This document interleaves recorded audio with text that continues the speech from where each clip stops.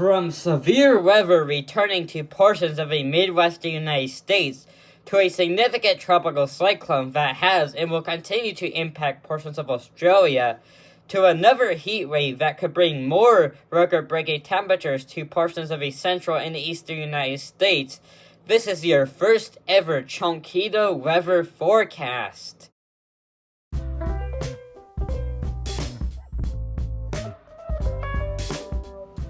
First of all, looking at our Storm Prediction Center outlook, for the Day 3 outlook, you can see we have a slight risk of severe weather across central Illinois into much of Indiana and western Ohio, and our marginal risk extends from southern Michigan all the way into eastern Kansas, into western Pennsylvania, northern West Virginia there, so a decently large area under a severe weather threat. Looking at our probabilistic outlook, you can see we have a 15% area, we have a 5% area, and our SIG-1 area extends from eastern Missouri all the way into western Ohio there, and even includes a portion of south-central Michigan there. That's where you can see some significant severe weather, but nothing too extreme. They are saying the main hazard is very large hail, but there could be a few tornadoes with this. And you can see we're talking about mid-50s to lower 60s dew points. There will also be some moderate to strong winds aloft and sufficient instability. You can see down here they are actually talking about potentially upgrading it to an enhanced risk, but there's not enough confidence. And up there above, you can also see that they are talking about 2-inch diameter hail is expected, along with a potential tornado risk due to the curved hydrographs of the decent SRH. Next, looking at our Weather Prediction Center Day 3 excessive rainfall outlook, you can see we actually have a marginal risk of excessive rainfall from southeastern Illinois all the way into southwestern Pennsylvania, northern West Virginia there, where you can see some isolated flash flooding. If we go down to the discussion, we're talking about some accumulations around 1.5 inches at the most usually. It doesn't seem like there's going to be much, but this actually does have some important details on what our severe weather threat could actually be like.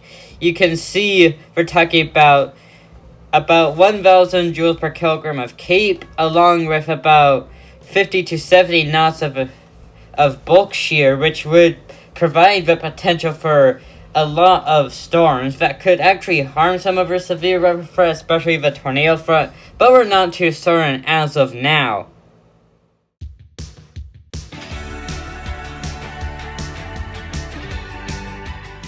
Next, looking at the Joint Typhoon Warning Center's website, you can see we have a couple areas over here near Australia. We have Tropical Cyclone Narelle, and you can see that's actually pretty decent looking. Right now it might be a little farther to the west there, but it's sort of tracked all the way from like east of Australia, like northeast, all the way to near Western Australia. So it's been a pretty long lasting storm. You can see we also have subtropical storm 28P to the northwest of New Zealand that did become a moderate tropical storm a couple days ago, but now it has weakened and is likely going to dissipate soon.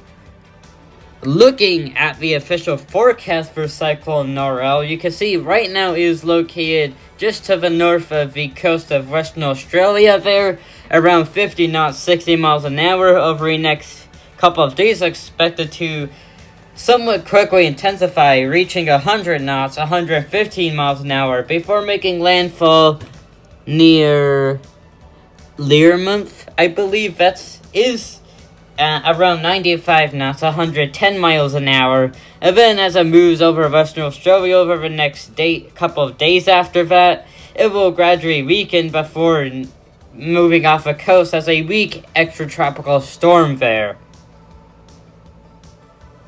Looking at the satellite imagery for Narelle, looking at the radar loop here on Tropical Tidbits, you can actually see it still looking pretty good. You can see it has a pretty good rotation. It has some convection reaching over negative 80 degrees Celsius there, so that's pretty good. It's still strengthening here, but you can see We may have had a little bit of an eye trying to form earlier there, but generally it's going to be a tropical storm for now until it gradually strengthens over the next few days.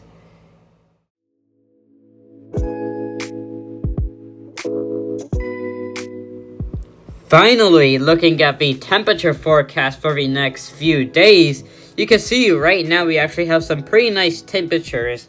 It's kind of hot across southern Florida into portions of the southern Great Plains of the Desert West, with widespread temperatures from the mid-80s to the low 90s there. If we go into tomorrow, you can see we get some potentially record high temperatures again across portions of the central and southern plains, with 90-degree temperatures reaching up into central Nebraska, all the way west into portions of southeastern California there. And as we go into the nighttime, it cools down. Going to Thursday, you can see the temperatures don't go as far north, but still a widespread area of 80 to 90 degree temperatures from portions of the summer Great Plains into the southeast and into the Midwest now.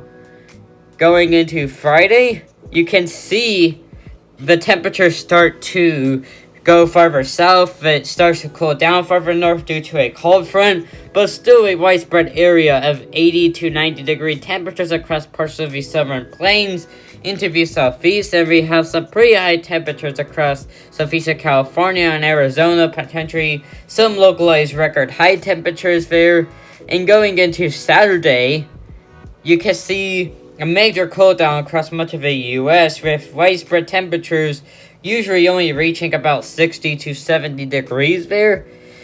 Going into Sunday, finally, you can see we have another warm-up coming there.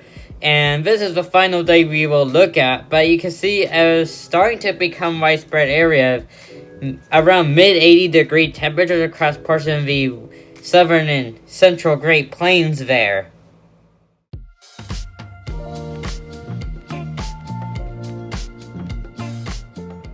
Anyways, that is all I have for today's weather forecast. If you enjoyed this video and want to see more weather forecasts like this in the future, please consider liking this video and subscribing to my channel to help support it. My next weather forecast will come out Friday, and I will have weekly weather forecasts on every Tuesday and Friday that I can with similar things. And if I have to make more weather forecasts for, a severe weather event or a significant tropical cyclone, I will make emergency updates for those. Anyways, see you in the next one. Goodbye.